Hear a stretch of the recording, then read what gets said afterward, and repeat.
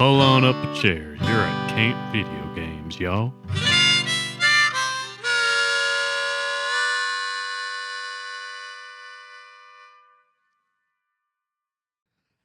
Howdy there, campers. Welcome back to Camp Video Games. This is a podcast that reviews video games and their multimedia adaptations. Today, we're discussing Mega Man 11 from 2018-ish. I'm Junior Camp Counselor Sean, and that there is Junior Camp Counselor Josh.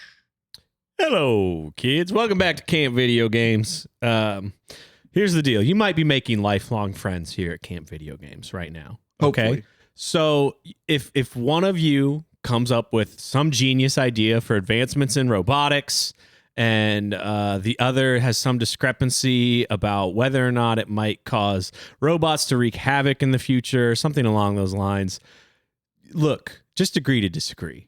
You don't need to start robot wars over it. And don't plagiarize either. Don't Yes. steal your nemesis's technology and then just sit on it for decades until you need to use it to then defeat him because he's being extra is that the bad. story of Mega Man 11? This actually raises my first critique of Mega Man 11. Oh, Okay, no, we're going to talk about Mega Man 11 today, which is a 2018, I would call it like I don't know, it's like a soft reboot of the series because the previous two had gone back to Mega Man 2 style. Yeah, to 8-bit style.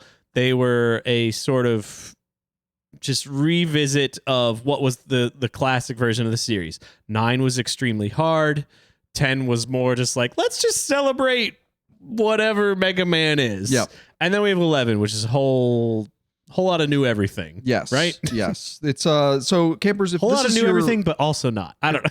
if this is your first dalliance here at Camp Video Games, we are chock full of Mega Man episodes. I think this is the 4th Mega Man episode as we released them. But if you want to listen back, we talked about the first 6 Mega Man, Men's Mega, the Mega Man. I'm going to Mega Man splain the first 6 titles from the NES. And then we talked about Mega Man X. Yes. And then we talked about the Ruby Spears 90s Mega Man animated series. Go back and check those out. We'll link those below for our YouTube listener, viewer, fellow. Yeah, you friends. can find them. They're out. We'll make sure you can find them. But yeah, so this is us talking now about Mega Man 11. I would call it a soft reboot. That well, you know, I would call it Super Mega Man Wonder is how I would describe what this game kind of the similar That's a bold vibe. claim. You love Mario I love Wonder. Mario Wonder. I enjoyed it. We also did a great episode on that one. It was great, I promise. But the Super Mega Man Wonder, it's a celebration of retro classics, but with a polished new visual spectacle that'll keep younger audiences' attention. If I were to just kick the tires of this game, I'd say this is a very well-made Mega Man game with a visual update that doesn't quite work for me, only because I'm in love with the 8-bit retro style. I have some things I love about it and some things I hate about it. Yeah. Like for me overall, like there's just like things in either direction of love it or hate it that just make it fall squarely in like it's a solid 6 or 7 out of 10. You know? Yeah, I'd give it a 7 out of 10. Like I didn't grow up loving Mega Man maybe quite as much as Mario, but like I'm not gonna think about Mega Man 11 and go back to it the way I do about Mario Wonder, since you already brought that up, right? Like Mario Wonder is a bigger cultural moment. Like Mega Man 11, I don't think somebody prove me wrong. I don't think it got too many of Jeff Keighley's Game of the Year nominations. Yeah. Whereas Mario Wonder was like that was a talked about game of 2023. I think this was just in the shuffle of like, hey, Mega Man fans, here's a thing for you. Like it's not quite as big a tentpole release. I would say this is a B tier game. It's not a triple A release the way Mario Wonder is. And I compare them more in terms of presentation and like Polish gaming spirit, like the way that like Mario Wonder is like, hey, if you haven't played a Mario game since Super Mario World, like you'll feel right at home. And with Mega Man 11, it's like, hey, if you haven't played since back in the day, like you'll feel right at home. It's you pick it up and be like, oh yeah, okay, I can do these things. And there's like, now there's hotkeys and I can navigate the sub weapons a little bit more quickly and easily.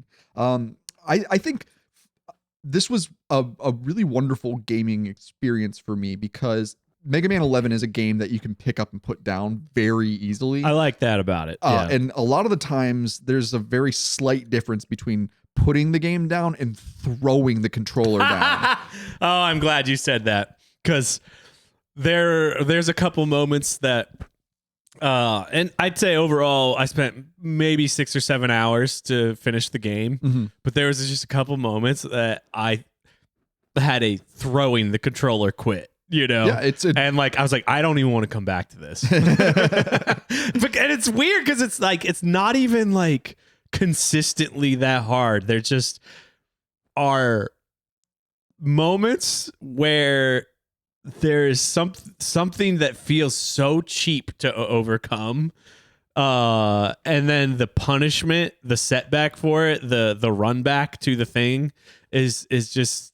It's like you made this in 2018. We learned like that experience of running back to the difficult part is just like not fun for players. So why did you do that? And it feels like they did like, well, because it's Mega Man. This is how Mega Man is, right? And so like there were a couple moments I was like, F this, I'm out. But then I'd come back a few days later and do it. I want to talk about like though I was talking like my first foremost critique immediately out the gate. And since we're comparing this to Mario Wonder, turn it on, title screen, extremely brief intro, right? But in the intro, you are in control of the characters. You're playing around. You're learning how it feels while the game's being introduced to you. You get stopped for maybe a minute and a half worth of cutscene. I watched this boring, so boring, so slow, so pointless attempt to infuse a backstory into a Mega Man game for 7 minutes. It's a 7-minute long cinematic. Before I had control of a Mega Man. That's not a good look. That like somebody should have stepped in and said, guys, you got to make cuts. And it's like, and it's such like baby mode cutscene delivery. It is for like not even a child will find this interesting because we just talked about the Mega Man animated series and like it's paced like a Saturday morning cartoon. And this is paced like the world's slowest, most boring, static anime cutscene in a video game. Yeah. That was just like, oh my God, is there a game in here or not? Yeah, but you get to see a young Dr. Wily without a mustache. And I just couldn't figure out who this is for. I think it's for, I mean, there is a dedicated Mega Man fan base, and there are people who take it so seriously. But how do you take it seriously when Dr. Wily is wearing a sleeping cap? This is for babies. If you take this seriously, I'm sorry. If you care about Mega Man lore, like, I don't even know, like, because, we've had games that are ostensibly for younger people than us that we've really gotten nitpicky and like delved into lore and themes and stuff. And I love that about video games. I love when video games have that, but like Mega Man just needs to admit to itself, it is not that kind of game. I would push back and say that this is them admitting it because you really only get cinematics at the beginning. You get a cinematic when you've beat half of the bosses, and then you get a cinematic at the end. And like they don't overstay their welcome in the big picture with these lackluster cutscenes. Yeah. Instead, they really focus on. I mean, every level is themed to a almost to a fault. It is so specifically. I have more to say about that too. But this is this is Capcom once again proving that it doesn't quite care enough about Mega Man to give it the full attention that they give to Resident Evil and to Street Fighter games at this point. Yeah, I just like could not get over how, like, again, I get it, it's a children's game, right? And I'm fine with it. But like Mario Wonder is too, and I had a blast with it. And it knows not how to not overstay its welcome in the storytelling. It knows what it is. It knows it's about the gameplay. Yeah. And Mega Man just like it. This keeps coming up, I think, in my own just personal critique of Mega Man, because I think you have a stronger affinity just for the series at large than I do, but like I just feel this uncertainty about what it is with every new release. And to that note, like I think this is the first of the main series that, well, I'm gonna fuck up the pronunciation of his name, but Keiji Inafune. Keiji Inafune. He's not involved at all in this one, I believe. That's right. So this is a team of, I think, people who have experience with Mega Man, all sort of throwing their hand in the pot of going, this is what I think Mega Man is.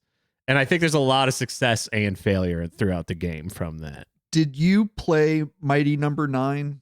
No, but I've seen lots of negative feedback about it. That was what Keiji Inafune went on to do post Capcom. Oh, really?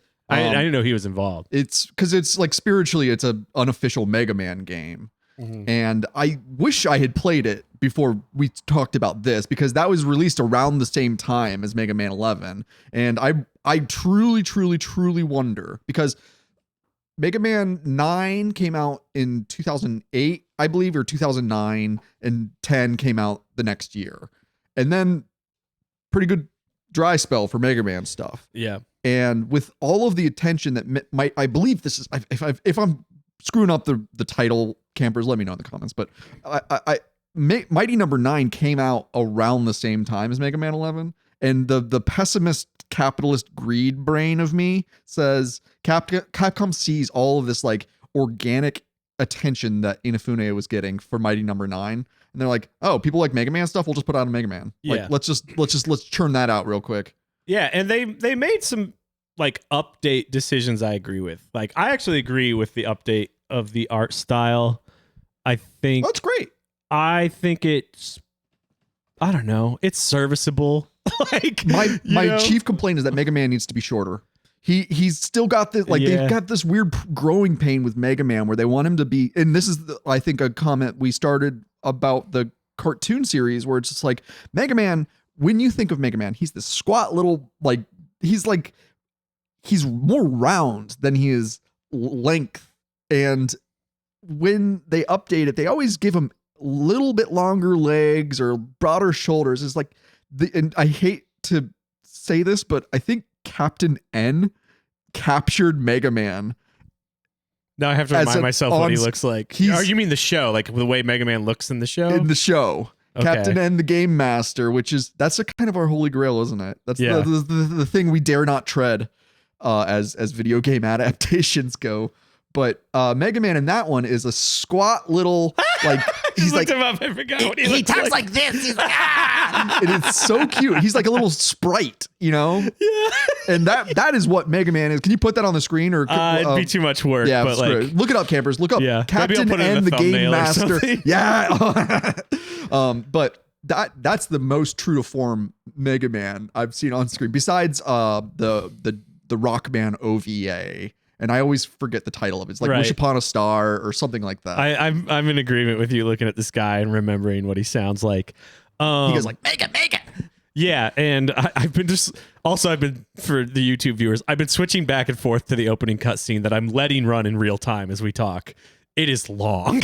Yeah. And Mega Man finally has his Mega Man outfit on. And I think you're right. Like, that's too much sprite size. Just make him a little guy. Yeah. Just make him a little guy. It's cuter. It's better that way. Make it chibi style. Yes. And then there's the introduction of the double gear system. Okay, the double gear system. How are your feelings? It's the Kaioken technique from Dragon Ball Z. Uh-huh. This is first thematically the double gear object that Wily is seen holding. It just looks like a Nintendo Switch. Yeah. They went full Breath of the Wild with the Sheikah slate. Right. But the double gear is the gimmick for Mega Man 11. This is how it differentiates itself. And one side on the left hand, you have power increase, and you can shoot more bullets quicker and bigger and more powerful. And on the right hand, you have time manipulation, where you slow everything down, and Mega Man's running around like he's like the Flash in one of those bad DC movies. Yeah. Where like everyone slows down, but Mega Man is able to just boop, boop, boop, boop, like while things are going in slow motion around him. And does he slow down too a little bit? There is an upgrade that you can get that will speed him up during the slowdown mode. Okay. And before I forget about it, the shop system in Mega Man 11 is so clunky and so outdated and slow to use.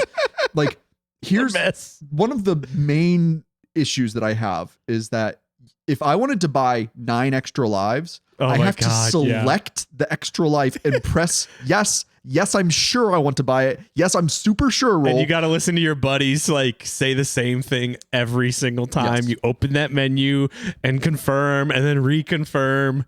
Nintendo ass design. It's very bad. Nintendo baby game ass design in that. Yeah. It is very bad. But the power-ups that you can purchase from collecting bolts and nuts or something. Some scraps you're just constantly collecting. But yeah, you pick up a currency that allows you to upgrade Mega Man's weapons, his armor. You can buy extra lives. You can buy energy tanks and weapon tanks. And I think the items that I valued the most in this playthrough were I think they started these, I know they started this item trend earlier in the series, but there's an item that you can buy that will negate death upon falling off a pit or into spikes. And go ahead and just max out on those purchases. Buy them as fast as possible and as much as possible. Therefore, you'll save money in the long run. You'll save money in the long run from not having to replace the controller that you've just smashed through the coffee table when Mega Man just for some reason gets hit with it's like somebody like blows a kiss at him and he jumps back like 10 feet when he takes damage. Yeah. And then he just falls and then he dies. I got a lot of complaints about the physics, but I want to slow down for a moment and go back to the double gear system. Yes. My feelings about it overall, just throw it out. Just like completely useless.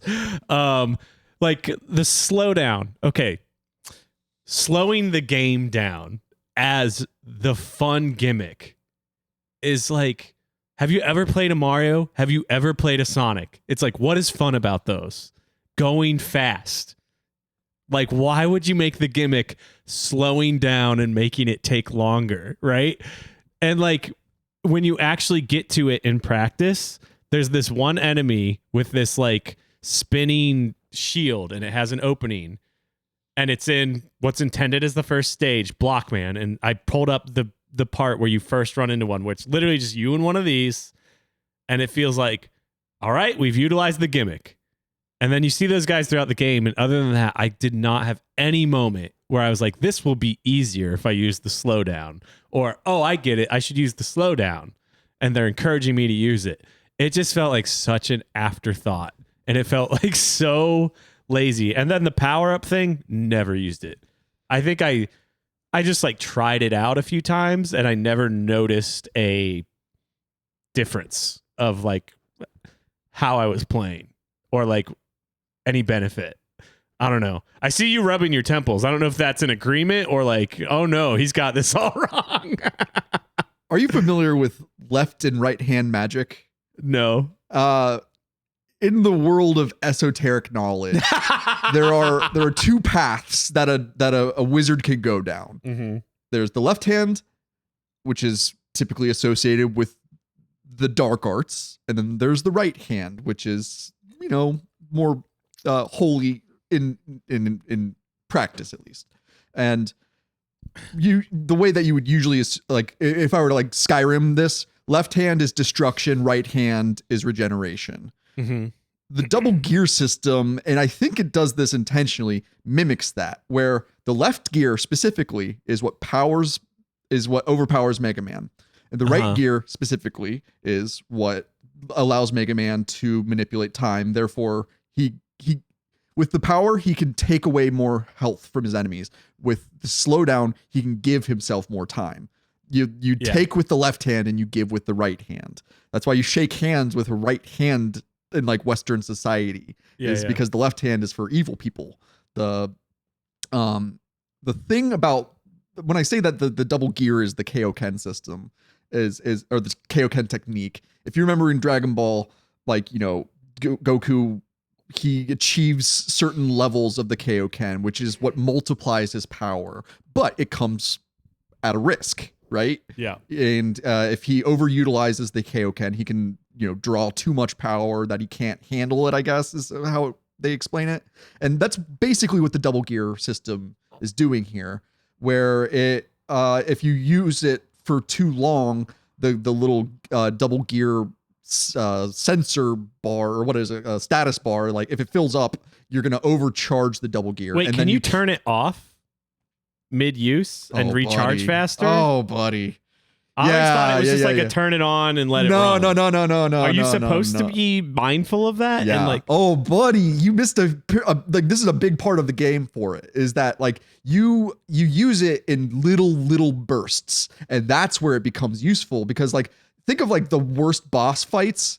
It's where they become an entire room, and then they're just like moving at lightning speed. You can click the right bumper and it'll slow down, and you see that red bar charge up. If you click the bumper again and turn it off before that red bumper fills, it'll just go back down, and then you can reuse it, and you can just use it in these small little implements. And as I played through, that's actually what I had the best time with was this new gimmick. I think that this is like when you completely missed the thing in Mega Man X, the dash button. Yes. Yeah. So you can even use them both in conjunction, so you could slow things down while having a more powerful attack, but it's for an even more limited time. And if you got into it and you used it as much as I did, in the way that I think the game intended, because I took the time after every level, when you defeat a boss and you gain their power, it gives you a little tutorial stage that you can just fuck around with it. I love that. And I thought that was a great addition. I had a lot of fun with that, and I'm so sorry that you missed the true function of the double gear, because I think it's one of the stronger features of this game. It was able to slow down the action so that I could make sense of things, because I'm a very good Mega Man player. I am not even bragging. It's just a fact that I'm very good at Mega Man, and I had such difficult. I played on normal difficulty. The game comes with a couple of different difficulty options. It even goes to like novice, where it's just going to be like it's going to walk you through the game, and then all the way to hardcore, which I assume just makes all the enemies that much more bullet spongy. I assume, but I didn't even give it the chance, because normal was hard enough for me as a seasoned Mega Man player. Normal difficulty in Mega Man 11 was plenty of challenge for me, but I kind of want to play it through on difficult now that I've beat it. And like, I really enjoyed Mega Man 11. That's a big part of where I'm coming from in this review. Yeah. And I think the reason I liked it is because it sounds cheesy, but it reminded me of when I was a kid. Like, it reminded me of like, oh man, I got to beat Block Man, and then Acid Man, and then, what is it? Block Man. And then you get the Acid Man, Impact Man, Bounce Man, Fuse Man, Tundra Man, Torch Man, and Blast Man. And every boss was like, you could, if you have a good run, you can beat a boss level in like 10 minutes, or, a stage. Yeah. But I had a lot of difficulty in a lot of these levels that like I had to replay and replay and replay. I played Blockman's stage probably for a couple of hours at the start of my play, but I was a bit more indulgent. I would just keep the game running. Like, you know, I'd have breakfast and play a little bit with my coffee, and it just introduced like a nice rhythm again that I haven't felt with video games in a while. That I was just like, hey, I'll just pick up, play a level.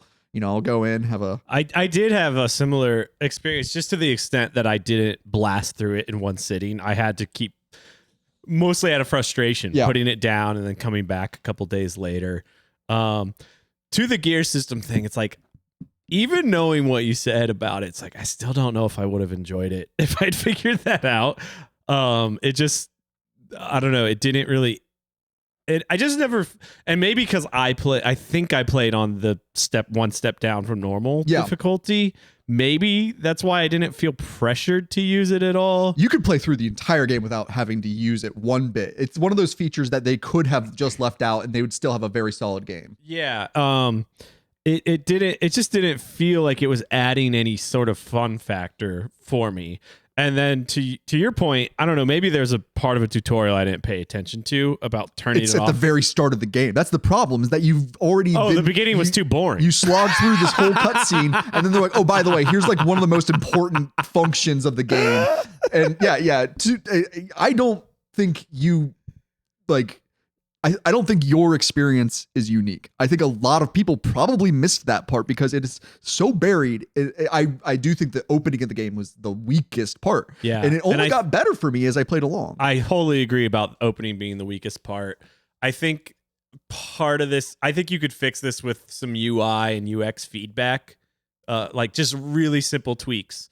Because like I'm watching my footage and I notice that, okay, I fired it up right here. And then like when it runs out, I do see like, oh, it's blinking red, but that doesn't indicate to me that like necessarily I did something wrong. Yeah. Like if it like added maybe like a noise and some like haptic or like vibration feedback on the controller that like, oh, you've overheated. Yeah. Try not to do that next time. Whereas there, like the way it's set up now, it to me is just indicating it's blinking red because it's not charged. Yeah. It's not telling me I did something wrong. That's a good point. That's like a good way I think of looking it's just at it. like this tiny little UI and UX tweak would have fixed that, and like maybe informed a lot more players that like, no, you should like think of it as a on-off switch and not just like, oh, activate it when it's ready and then wait for a recharge. Because that's 100% what I thought the design of it was all about. I very much agree with you in the sense that I even think to go along with my Kaioken like description, I think Mega Man should suffer damage from overusing it. I think also, yeah, like that would have made more sense because he's a robot who's overcharging his system with this, like, you know, it's like he's like what is it in Fast and the Furious? NOS! Like he's just like, you know, hypercharged, and like that takes its toll. Like you can't, like, you know, you got to change the oil on your car or it'll blow up eventually.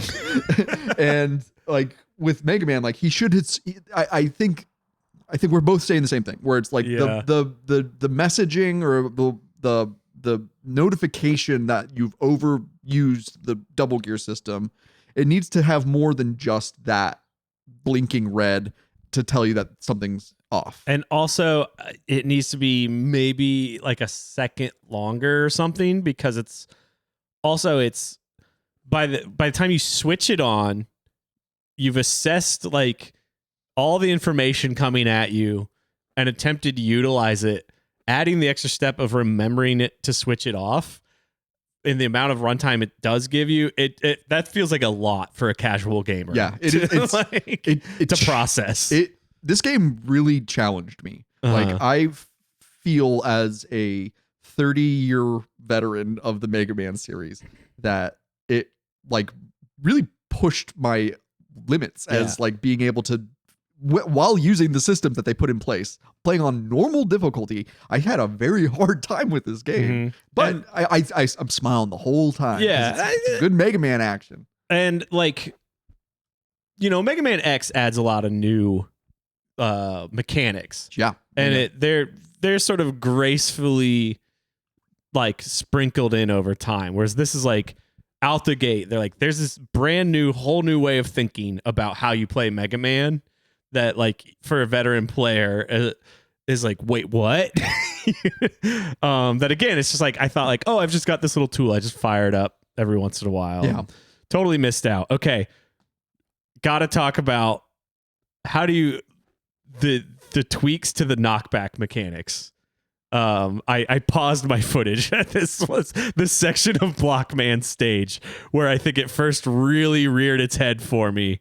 It's so bonkers. Yeah. It's so annoying that like I think they tried to do it to help you, that in most situations if you get hit and you are on a surface, if you get hit and the knockback would knock you off of that surface, then it pushes you to the edge of it, but not off. But like if it happens in midair, I think you do this kind of weird knockback and freeze thing, and you lose control of Mega Man for like a little bit. Stun lock. Throughout the whole game, I could never like fully like understand and reckon with it and grasp it. Like it never clicked for me. The like, knockback doesn't feel good, and the fact that you have to buy an upgrade to like reduce it is a little. It's like they kind of know.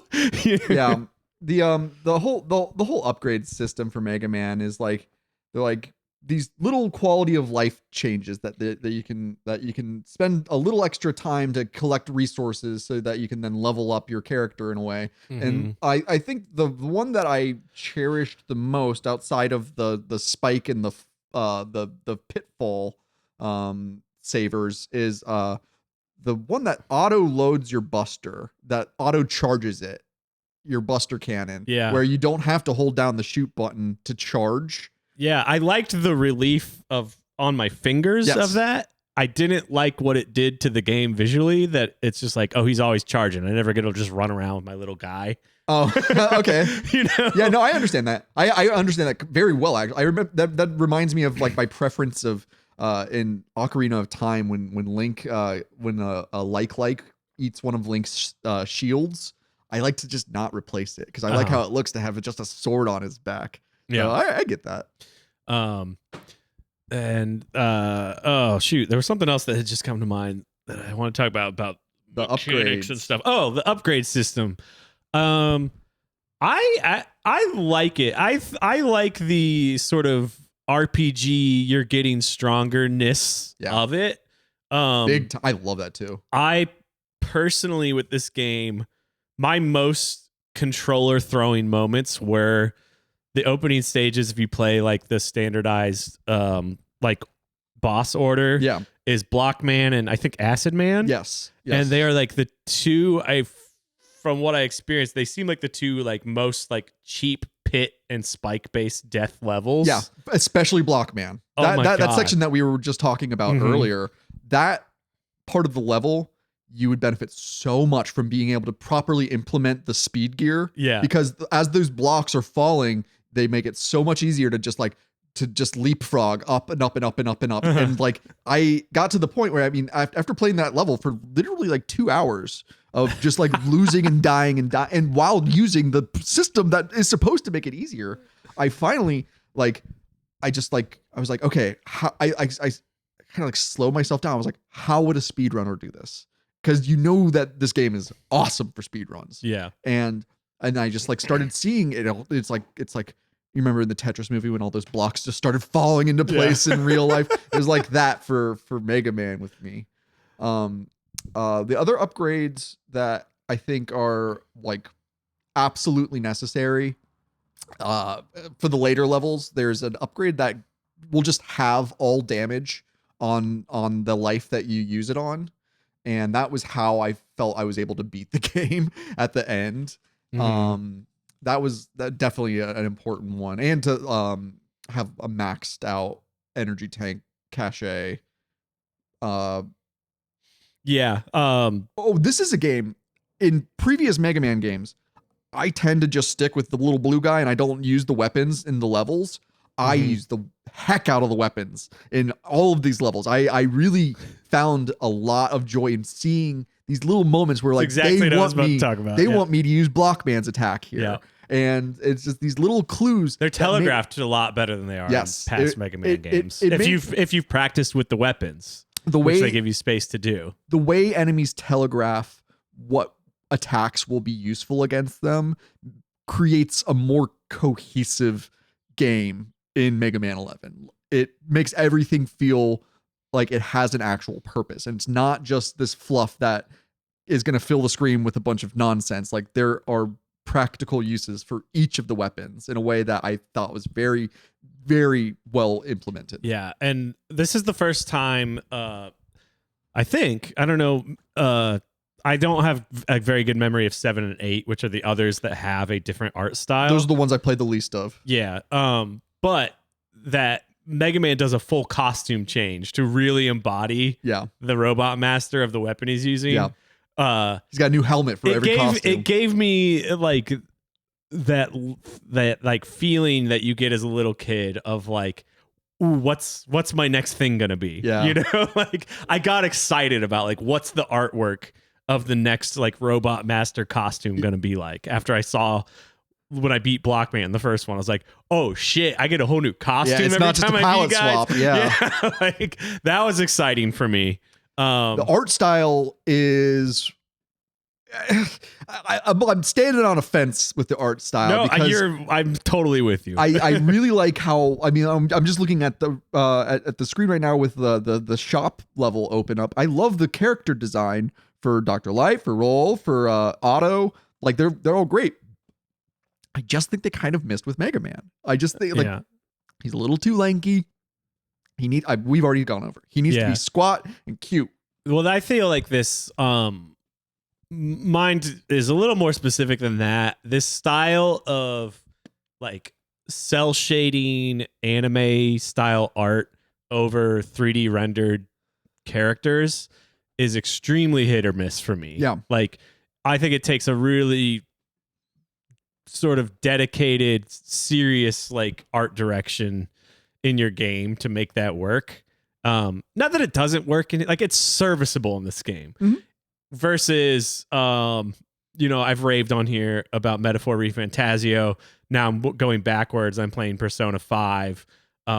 Those games like live and die on their art direction and like the style of how they blend those like 3D models of anime characters into the world and the UI around them. Whereas this, it just feels like, hey, we know like a purely 3D rendered Mega Man doesn't look that good, so let's just do this like little cheap anime cell shaded swap on top of it. It feels like more like a kid's cartoon than like a cool stylized anime to me. I agree.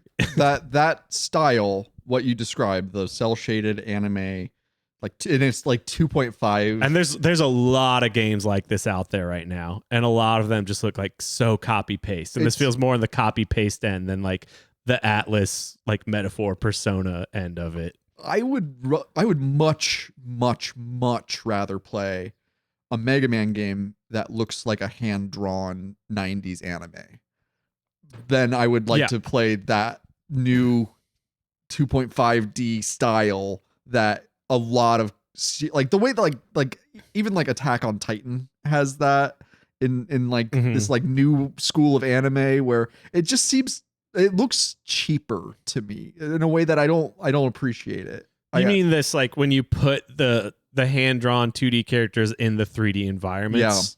Yeah. Like I said, you can do it well, but I haven't seen many people square that circle very well. It's a trend I don't care for. And so many people are doing it. Like a lot of the like, again, these like copy paste like mobile like gotcha like slot machine games are doing that right now. Like just throw a bunch of like anime waifus in there that people can play slot machines for. Put it in this like cheap 3D environment that we spit out of, I don't know, Unreal Engine or Unity or whatever they use, and like it feels very lazy. And to be fair to this game though, like the environment design, everything around it, I think it is good. And they did care. It's just like it's just not quite there for me in a way that feels more like a kid's cartoon than like, ooh, this is a cool stylized Mega Man anime-ish game. I'm gonna bring up what could be a reference to the Mega Man animated series in Mega Man 11 because I watched a couple of different people reviewed this game, and one of the things that I never heard anybody make this connection, but okay, Josh, season 2, episode 1 of the Mega Man animated series. Can't say I've seen it in a while. I didn't watch that one for our episode, unfortunately. It's called Showdown at Red Gulch. And the synopsis is that Dr. Wily finds a meteor with crystals that enhance the robot powers to the max, but overloads their circuits. That is the double gear system. Okay. So, like, just FYI, if you like Mega Man 11 and you haven't watched the Mega Man animated series, just watch our review of it. Yeah, you don't need to do the whole thing. You don't need to do the whole thing. But because I think we are, the way that we did a very in-depth like lore assessment of Breath of the Wild, we cannot do that with the Mega Man series unless we talk about Mega Man Legends, Josh. Someday. Maybe. When my dreams come true. But so the reason that Dr. Light equips Mega Man with the double gear system, and like this is to justify like why Dr. Light gave Mega Man one of Dr. Wily's like more controversial weapons, is because Dr. Wily kidnapped the 8 robot masters that Dr. White created. Those are the bosses that you fight, and he gives them the double gear system. Mm-hmm. So in certain does every boss fight have like a first and second transformation? I know Blockman does. I was really disappointed by this actually, because Blockman, again, you're supposed to go to him first, has a really cool big it's a spectacle transformation. Yeah. And I thought every boss was going to have that. Yes. And I don't know if it's just that because I use the weapon that you're intended to use, so each boss becomes trivial after the first one. I missed that. Interesting. Yeah. I think they each definitely have like multiple phases. Yeah. But not that I'm thinking of like Power Rangers style. Like yeah. Big time transformation. To get big. Time to get big. Whatever. Anyway, what were you saying about it? That feature is what really drew the comparison to Super Mario Wonder for me. Is that like every boss fight starts off pretty straightforward with a little gimmick thrown in, and then halfway through usually it's morphin time or whatever, and it felt inconsistent with the bosses. But I think you made the right call. Is that it's because once you have the secret weapon that is extra powerful against that boss, tends to speed the fights up pretty quickly. So maybe they're not able to hit that second beast mode. Yeah, I don't know if they each had one or not. I see. It seemed like they each had a second phase, but not necessarily a big transformation. Like, what's the one where you get like the drill weapon? That's Impact Man. Impact Man. He goes back and forth between them. Yeah, Impact Man. That's a great. I thought it was pretty good. That was a good sub weapon too, because he basically introduced that Mega Man X feature where you're able to midair dash. And it's like it's a new way you have to think about using the weapon, which they did for a few of these, and like some of them hit. I thought that one was fun, but like it's a little hard to know when to use. And then there was Tundra Man's is just a wind. That was super useful. That's maybe a little overpowered. It just reminded me of Storm Eagle's attack from Mega Man X. Except now it's vertical and not horizontal. And then there was, is it Nitro Man? Blast Man or something? Torch Man and Blast Man are kind of... I think I'm thinking of Blast Man. Has these really slow bombs. Oh, I never used those. Have countdown timers. Yeah. That if you learn how to use them, they're extremely powerful. Because jumping ahead a little, I got stuck on the revival of the Yellow Devil. Yeah, that was another controller throwing moment. Like my first attempts to do it, when I first hit it, I couldn't even figure out how to hit the damn thing. Like I would let my X Buster go, and I'd be like, I timed this exactly the way I think I'm supposed to be timing this, and then it would do 0 damage. So I looked it up and I watched a video, and somebody just decimates it in like a minute with like can't remember, Blast Man? Man's little proximity bombs Cool. or whatever you want to call those. So it's like if you know how to use them, I guess they're super powerful. But something I really want to talk about is the stage design of the game.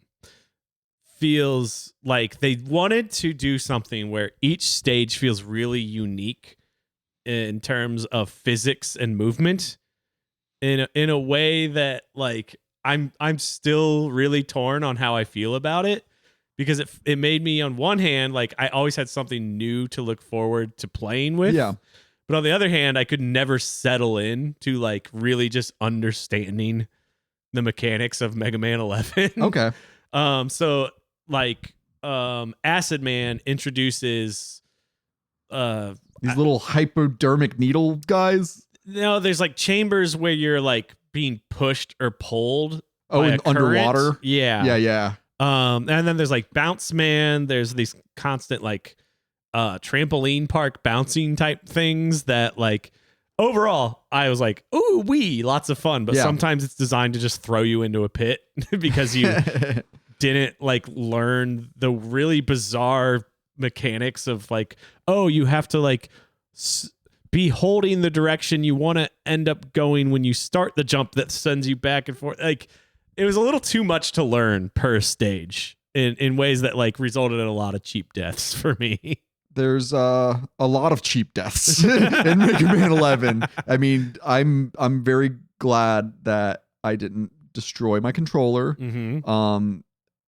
And once I started utilizing those items that'll really save the day, I felt like that did balance it in a way that it's almost like an RPG. I felt I had to grind to get those resources, and unlike any other Mega Man game that we've discussed over the past few months here at Camp Video Games, I actually replayed levels like after defeating the bosses just to get more items. Mm-hmm. Wait, did I? I'm pretty sure I did. Yeah.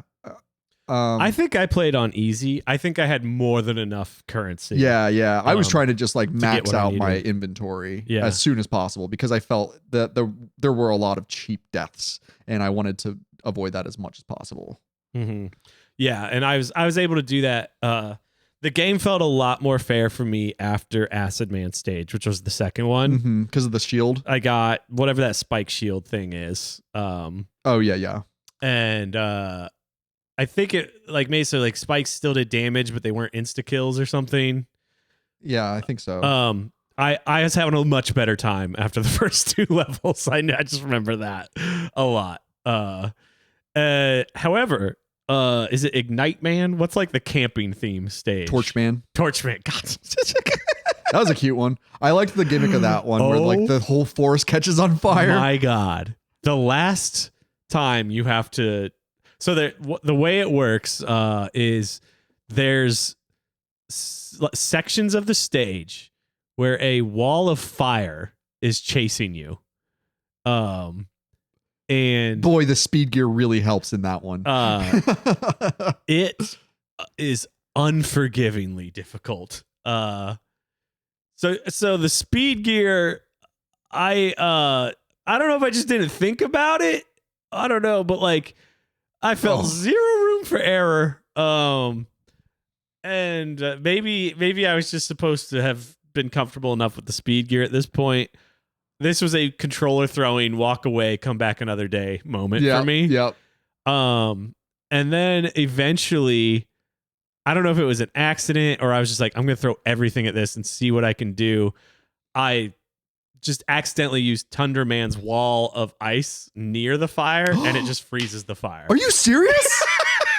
Awesome. So frustrating. I love this game. I really love this game, dude. I'm going to replay it probably when I go home.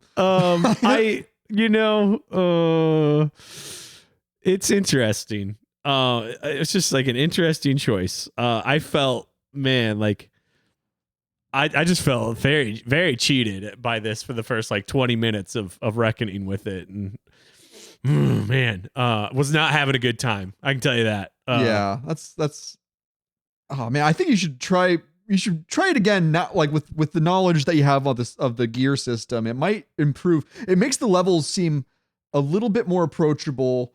The challenge is a little less daunting, and the way that I've found I almost only used the speed gear. I didn't use the power gear almost Never at all. use the power gear. Yeah. I can see how it's useful in conjunction with the speed gear, but the way that the speed gear slows everything down, it doesn't slow down the game. It just it gives you a breather in a way to like figure things out and to look at like, the proper implementation of the speed gear is what makes some of these levels feel more possible. Like it's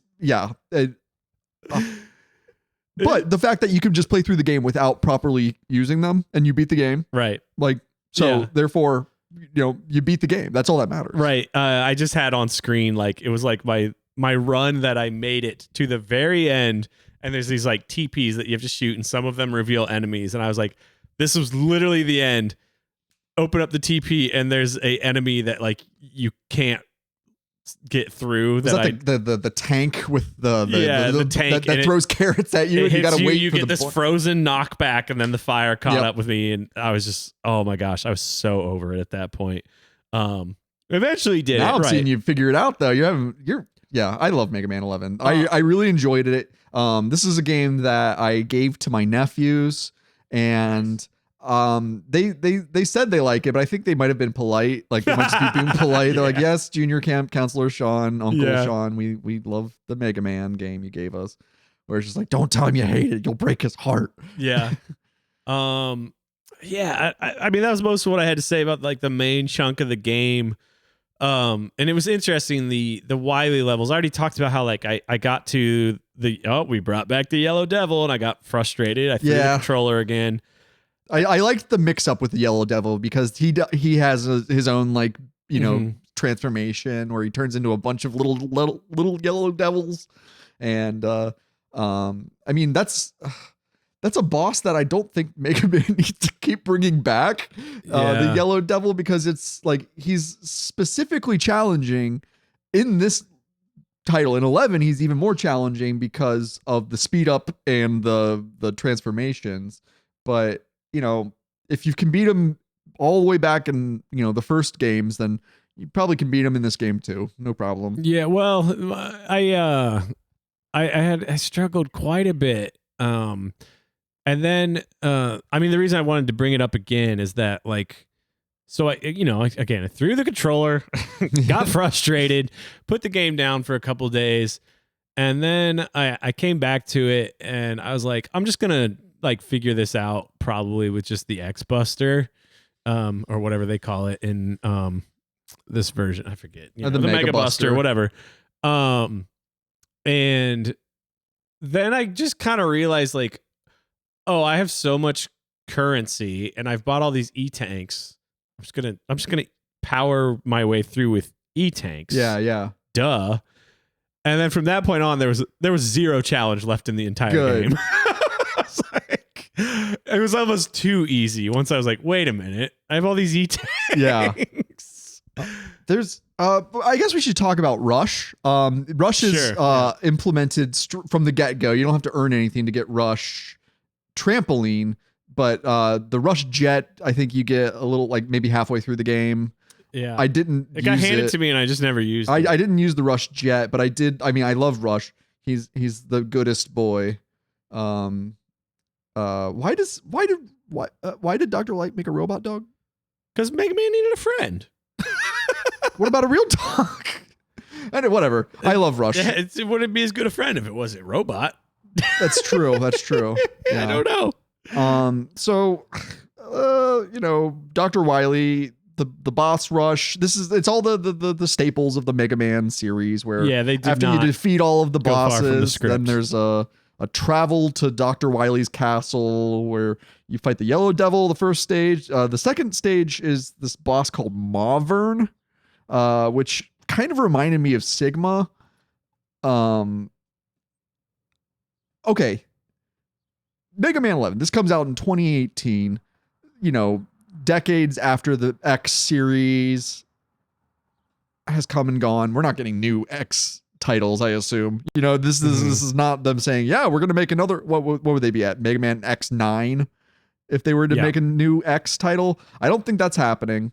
But I was looking because after we worked our way through Mega Man X, I was like, okay, that's the interesting one with like good lore that canonically happens after the Mega Man series. So can we get any sort of like teasers for X? And I just feel like that was a complete missed opportunity. I saw no attempts at bridging the lore between Mega Man X and the Mega Man original series, which I think is a weakness. I just think that they don't have to make any sacrifices to do that. I feel like to whatever degree they cared about lore, they thought like showing this origin story between Dr. Light and Dr. Wily would like really wow people.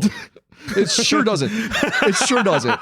Like the fact that it's shown through like it's Dr. Wily having a dream, like a stress dream about their like his falling out with Dr. Light.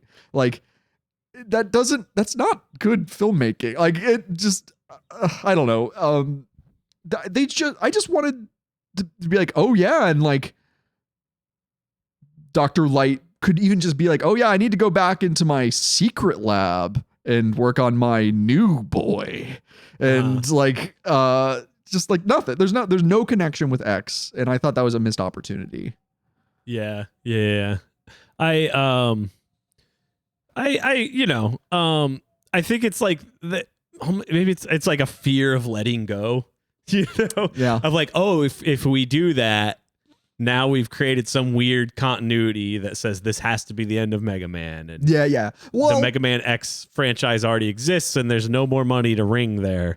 You know, then we have nothing more we can wring out of Mega Man 12, 13, 14. You know? That actually brings me to what might be one of my last points to make about this game, because I finished playing this game, and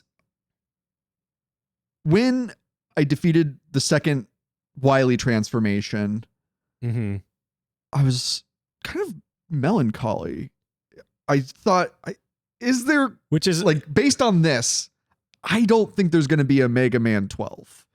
Yeah, I don't see them doing a proper like continuation of the series after this. I feel like this was a swan song for Mega Man, and it's just ending on a pretty okay note. Yeah, I think I agree. I also don't hate that, and I think part of the reason maybe that you get that feeling is the Wily boss fight in this is such a retread of like so many that have come before in the way that like they want to remind you of like, it's a very remember when kind of experience. Don't you fucking reminisce with me. Yeah, right. Which we talk about on the show. It's like the worst kind of nostalgia is like being directly referential to oneself, you know? It feels very nail in the coffin-esque of like, oh, so you're telling me you're out of ideas, you know? Oh, if you want to talk about Mega Man running out of ideas, well, stick around for next episode where we discuss Mega Man Fully Charged.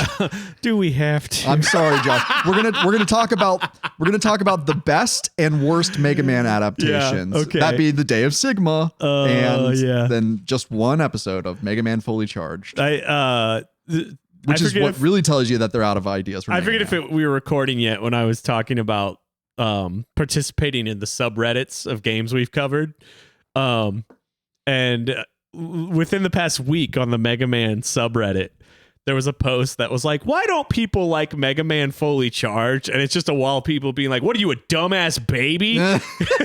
It's a baby show for babies, you idiot. No, dude, it's got lore. Right. And there's God, you know, it's like there's the part of me that wants to say let people enjoy things, and then there's another part of me that's like rub their noses in it for being nerds. Just like understand like when things are made for a demographic, and like, okay, I'm gonna get ahead because I I'm about to say like one of the only things I have to say about that show, so I'll hold it off for next. Yeah. We'll save that for next time. The boss fight with Wily, it's fine. You know, it is a lot of retreading of boss tropes from the series, and with the double gear system, it added a nice little layer that is completely unnecessary for the enjoyment of the game, but it's there if you want it. I tried it once. I pulled it up on screen right when I was using it. I was like, oh, look, I tried it. Yeah.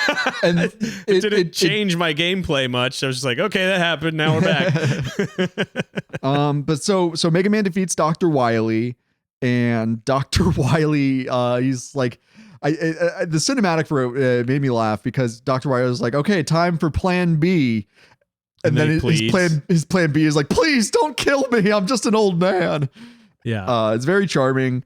It only works if you beat the game, though. Like, you don't really get that much humor or like kind of storytelling unless you play the entire thing. So this isn't a game that like you can really like delve into much more than just like the gameplay mechanics themselves are what you delve into with a Mega Man game. Mm-hmm. Which I feel like we've thoroughly done here. I feel overall like I didn't feel a lot of improvement from what I already know of Mega Man. And some of that maybe I missed how I was supposed to be implementing the double gear system. But like we were saying with like the knockback physics and the way each stage had not every stage, but like a lot of them had newly designed physics or these like keep up with the moving wall things that like I just felt like I was never getting my footing. That like the new ideas they introduced, it's like I understand why.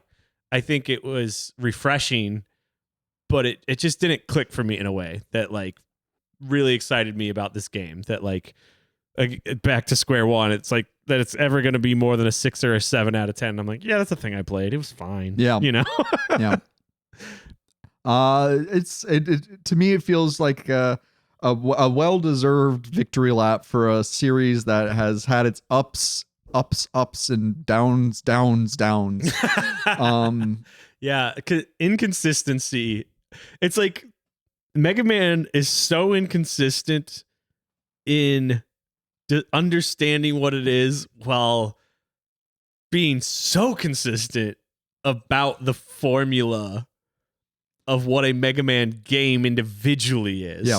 Does that make sense? Absolutely. You like nailed as a it. series, there's no brand consistency about what it plays and feels like from game to game and difficulty, yada yada. But each game follows the exact same beats of structure. That's in a way I can't think of any other series quite like it. The first 6 titles are very consistent. Even within that, like we were able to find like, oh, this game, the Robot Master fights, like Mega Man 2 is like the Robot Master fights are like easier than 1. The focus is more on like the stage design, or like 4, it's like, oh, we've got this new charge up, so we're gonna force you to use that a lot more. Like little things like that I don't think are bad, but it's like by the time we get to 11, it's like nobody really knows what Mega Man is other than this structure of 8 Robot Masters, Wily stages, etc. You know, everything in between, those details feel so uncertain that they never quite have locked in for me. Well put. Yeah, I don't know. It's one of those series that is always it's burned into my psyche. Mm-hmm. This is not the end of our Mega Man discussion because we got next week. Sorry, you got to watch that show, but this is a good send off for the games, I think. Yeah, I agree with that. I could not stand the voice acting. I went into settings and immediately turned the voices all the way down. Mm-hmm. I don't want talking in my classic Mega Man games. Only my X and my Legends. Quality voice direction is so like, just if you're gonna do it, you've gotta invest. You gotta go all the way. You gotta be willing to invest in like get these people, get professionals in a studio, get a director there, get somebody who like knows like I'm thinking of it like the show Bible, like in TV or whatever, like you know, the source like, material. Somebody who really knows how to direct how you perform these characters. the idea of it as an afterthought, and I'm talking about games in general, not like this game. The voice like, acting was okay. It's just I can't stand when people talk in my Mega Man games. it's just like, why waste your money on it if it's gonna suck?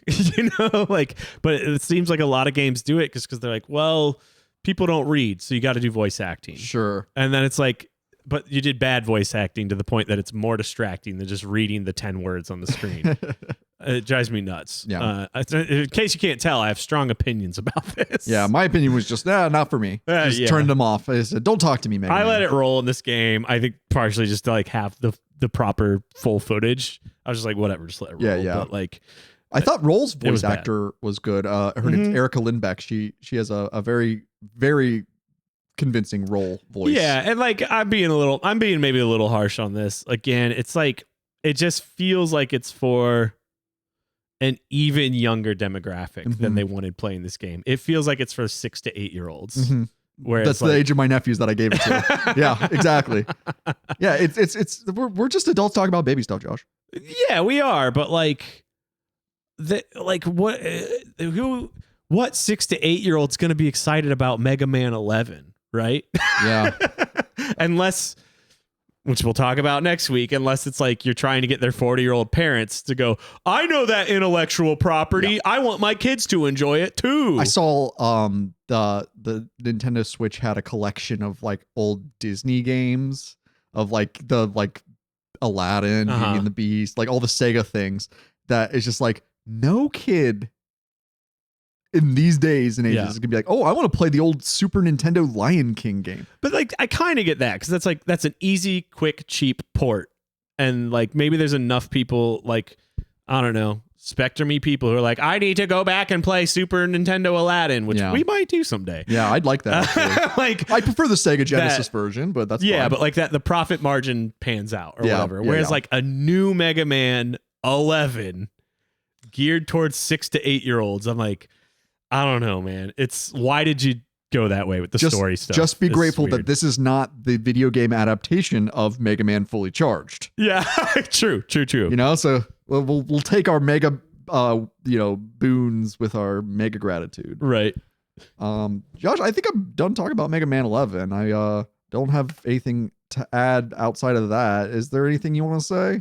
No. I feel like this was a pretty solid, fair critique of Mega Man 11. Yeah, that's what we're here for. It's a game I'd recommend if you have any affinity for the Mega Man series. This is right in line. It's not one of the bad ones, guys. So, just have fun. I think it's a fine game. Again, solid 6 or 7 out of 10 for a Mega Man. I would even go 7, maybe 7.5. Yeah. Okay, campers. Patreon.com/campvideogames. It'll solve all your problems. It'll make you a better person. You'll be wealthy and healthy, and your family will talk to you again if you give us $5 a month. Absolutely, you should do that. In the meantime, stay safe out there. Watch out for your friends stealing your technology. Oh my god, I love that Dr. Wily, after seeing that Mega Man was equipped with the double gear system, he just looks at Dr. Light and he goes, "You plagiarist!" Okay, thank you, campers. Don't plagiarize your friends. Okay, till next time. If you'd like to write to us, send a message to campvideogames@gmail.com and follow us on Instagram @campvideogames. If you want to become a real happy camper, you can support Camp Video Games on Patreon. For $5 a month, you'll be granted access to even more discussions about movie-based video games, game-based movies, full-length commentaries, playthroughs, and more. Whether you sign up or not, we're glad to have you here at Camp Video Games.